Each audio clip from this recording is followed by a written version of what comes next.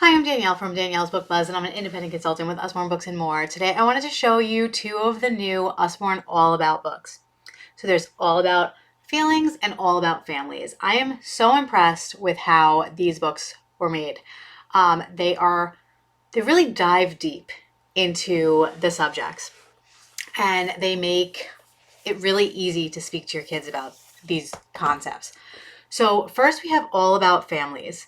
It gives you definitions, it gives you a lot of chances for talking points for kids and to teach about all different types of families. So, it has the content. So, if you want to go to something specific, you can do that. And then at the end, there's an index and there's also family words like a glossary. Okay, so all about families. What is a family? Maybe you know a family that looks a little like the one in this picture, but families may also look like these. So there's all different. So the woman and her animals. There's, all different people, grandparents with a child, or these, or these, or these. So all different types of families. All shapes and sizes. Family come in all shapes and sizes, and every single one is different all over the world. A family can be very big. Family could be just two people and their pets. People in the family may look a lot like each other, or they may all look a little different. They could be short, they could be tall, they could be a mixture. They may wear all different clothes. They may speak the same language or different languages, and they might all like to do different things or might all like to do the same things. Who's in your family? So it says, I'm Valentine and I live with my two cats, my mom, my dad, and my brother Alfie. I'm Freddie and I have two dads. They adopted me when I was a baby. That means the right family was found for him when he needed one. So it talks about what adoption means, and I love that definition. I'm Megan and I live mainly with my mom and sister. We see our dads some weekends. And then Billy lives with his sister and dad. His mom died when he was little. And it explains what an orphan is. So all different things. So who is in your family? Can you draw a picture of them? So you can discuss all these concepts, and then you can also go and explain your family and draw a picture, which is really cool. Talking about families. So there's a single parent family, and it explains that. Couples who are married have made important promises to each other at a wedding ceremony. Some kids live with their grandparents this is called a kinship care family. Not all parents are married. Some are partners. They may get married after they have children, or they may not. You could be adopted. And then it talks about birth parents. It talks about extended family, foster family. So really awesome definitions. How families can change. You may have a little brother or sister. Parents may be separated or may get divorced. You might get a stepfather or stepmother. So then there talks about half-sisters, half-brothers, blended and patchwork families. Talks about when someone dies. Then there's a family tree. So this is Sam's family tree. So here's Sam, brothers, everybody. Can you draw a family tree? When I went over this with my kids, they immediately wanted to create a family tree, which was really cool. And then it explains the relationship. So you pick someone in this family tree.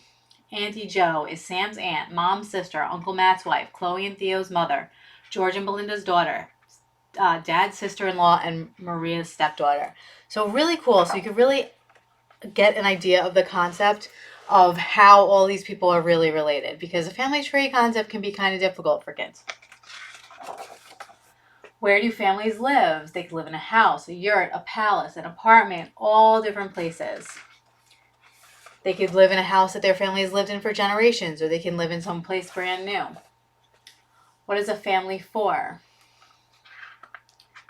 The people in families help take care of each other. Different ways that families talk, different ways to say mom in different languages. And it gives you the answers. You're supposed to guess which one is which language, and then the answers are in the back of the book. Family foods. So people eat different things. For celebrations, what do people have for different celebrations? Cakes for birthdays, donuts for Hanukkah, pecan pie for Thanksgiving, chocolate eggs for Easter.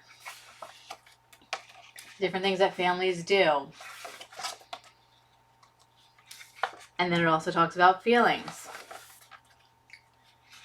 And then there's all the family words, and you can look up specific things in the index. So that's all about families. Then there's all about feelings. So you got a little bit of feelings in that last one, but this one is all about feelings. So really cool. Same format with the contents. And I just love that you can really dive deep into feelings. So if you want, you just look at one page, look at something on a page, and leave it at that. Or you could go through everything. So you can really go into it as much or as little as you want to. So everyone has feelings. How are you feeling today? Happy, hungry? Maybe you're feeling sad. Everyone in the world has feelings all the time, but the way that you show them changes as we grow. So then here it shows you all pictures of the kids' faces, and you're supposed to guess which feeling they're having. And can you think of a time when you felt any of those feelings? Then there's body messages and clues. So she's feeling tired because she's yawning. She's feeling hungry. Her tummy's rumbling.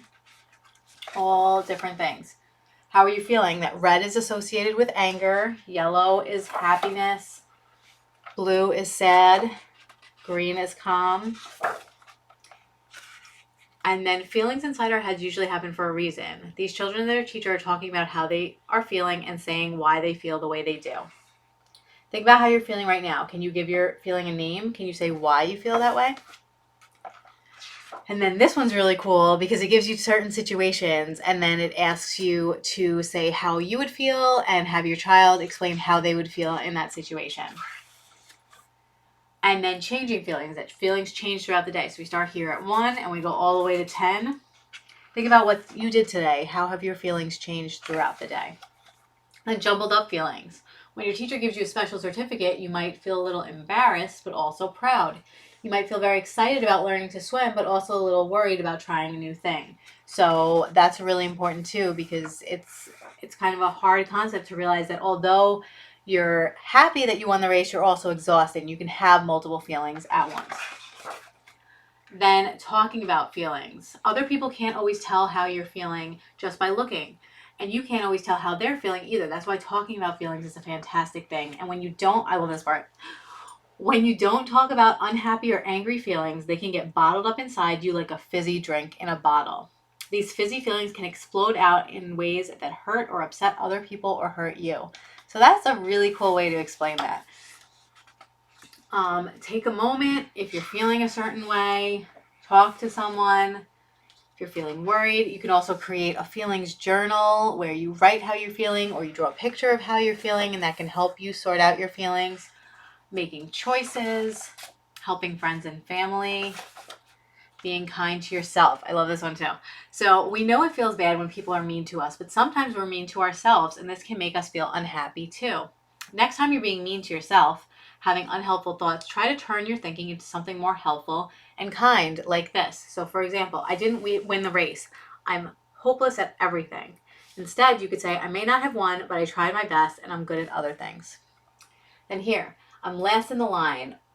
It'll be ages before I get a drink. Instead, you could say, I'm with my friend and we can talk and tell jokes while we're waiting. So this one's really cool. And to teach that at a young age is really awesome. Then we have some notes for grown-ups. So things to try at home, all different things for adults to look at. And then it is internet linked. So you can go to a secure website and find out more about feelings. So really love these two.